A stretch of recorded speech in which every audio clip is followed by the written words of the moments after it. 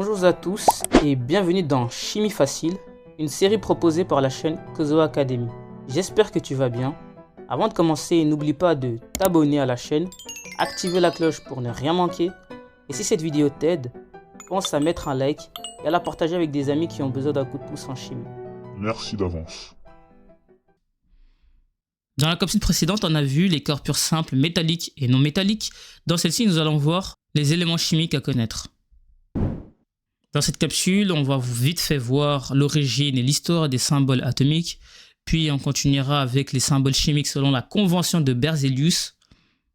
On enchaînera avec les principaux atomes et leurs symboles à connaître, puis on finira avec un exercice. En français, cette matière est appelée or. En anglais, elle est appelée gold. En latin, aurum. En arabe, je ne saurais pas le prononcer, mais voici ces autres noms en arabe, en chinois, en espagnol ou encore en norvégien. Et je peux te citer encore plein de tous ces autres noms dans toutes les autres langues. Avec toutes ces appellations, impossible pour les scientifiques de différentes langues de se comprendre. C'est pourquoi ils ont déterminé pour chaque élément chimique un symbole universel. Le cas de l'or, c'est AU. Cette abréviation est un peu tirée du latin aurum. Mais voici le symbole chimique de l'or, universellement parlant. C'est-à-dire que tous les chimistes du monde utilisent le même symbole. Et avec ça, c'est plus facile de communiquer. Et comme il y a sur Terre qu'une centaine d'éléments, ces symboles vont pouvoir s'apprendre facilement et être utilisables. Au début du 19e siècle, John Dalton tenta un premier essai pour symboliser les éléments. Ceux-ci étaient représentés sous forme de cercles dans lesquels figurait tantôt un dessin, tantôt une lettre. Cette symbolique s'avéra pratique, mais pas assez.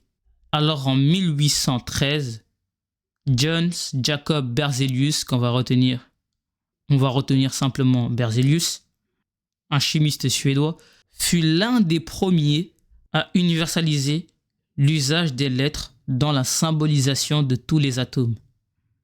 Ces symboles chimiques sont toujours d'usage aujourd'hui. Voyons quelques symboles chimiques selon la convention de Berzelius. Voici un peu la convention de notre ami Berzelius. Son écriture des éléments chimiques respecte 3 règles. Premièrement, on ne peut écrire les symboles qu'avec une ou 2 lettres, la première ou les 2 premières du nom. Exemple, on a utilisé C pour carbone, Cu pour cuivre, Ca pour calcium. Donc, pour carbone, on a utilisé la première lettre de son nom. Pour le cuivre, on a utilisé les 2 premières lettres de son nom. Le calcium, pareil, Ca. Deuxième règle, on peut également appeler par d'autres lettres appartenant au nom. 2 exemples. Pour le chlore, comme tu peux le voir, on n'a pas utilisé CH, on a utilisé Cl. La première lettre et une autre lettre qui appartient au nom. Pour cadmium, pareil. On n'a pas utilisé Ca parce que Ca, on l'utilise déjà pour calcium. Donc, on a dû utiliser Cd. Et troisième règle, par d'autres lettres venant du nom latin, grec ou d'une autre langue. Voici quelques exemples. Comme tu peux le voir, le sodium, techniquement, on aurait dû écrire SO ou S ou SD. Mais ici, on a écrit Na pour sodium, Na. Potassium, la même chose, on a utilisé K. Je crois que tu as pu le remarquer, c'est que par convention, la première lettre est toujours écrite en majuscule d'imprimerie et la seconde, quand elle est présente bien sûr, en lettres minuscules. Ici, tu as pu le voir, le C est majuscule, le N est majuscule, le K est majuscule. C'est une règle très très importante dans l'écriture des éléments chimiques. Bien, maintenant, on finit un peu la théorie. Voici un tableau de quelques atomes que tu vas beaucoup rencontrer dans la chimie. L'oxygène, très souvent présent, très souvent là dans tes manuels, l'hydrogène, le fer, voici leurs symboles et voici leurs noms. Donc on va un peu faire le parcours. O pour oxygène, H pour hydrogène, Fe pour fer, Cu pour cuivre, Al pour aluminium, Zn pour zinc, Pb pour plomb, Ag pour argent, Au pour or, N pour azote. Ici, Na pour sodium, Mg pour magnésium, Ca pour calcium, K pour potassium, I pour iode, C pour carbone, S pour soufre, He pour hélium, Ne pour néon et Cl pour chlore. Ces symboles, je vais te demander de les retenir par cœur. Voilà, maintenant, passons à l'exercice. Ces symboles ne sont pas acceptables selon la méthode de Berzelius. Explique pourquoi et corrige-les. Je vais t'aider pour le premier, comme tu peux le voir. Berzelius a dit qu'on doit toujours commencer par une majuscule. Et ici, eh bien, le H, il est minuscule, donc il est faux. La correction, c'est donc un grand H. Et on devine que c'est le symbole de l'hydrogène. Et maintenant, tu fais pour les 3 derniers. Ok, exercice 2. Détermine la nature et le nombre d'atomes dans les molécules suivantes. Je vais, pour t'aiguiller un peu, faire le premier.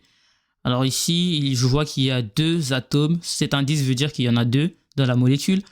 2 atomes d'aluminium et 3 atomes d'oxygène. Donc il y a 2 Al qui symbolise aluminium, et il y a 3 O qui symbolise oxygène. Voilà, donc j'ai déterminé et la nature et le nombre d'atomes dans cette molécule-là. À toi de faire le reste. La capsule touche à sa fin. J'espère qu'elle t'aura été utile. N'hésite pas à soutenir cette chaîne qui est à but pédagogique, c'est-à-dire à but de soutien scolaire pour les élèves qui ont des cours de chimie de tout niveau.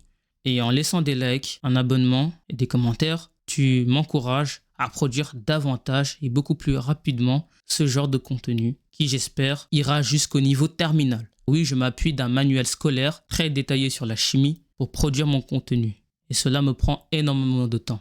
Et donc, si tu as regardé la vidéo jusqu'ici, commente, soutiens pour m'encourager à continuer dans cette tâche noble. Merci, à bientôt.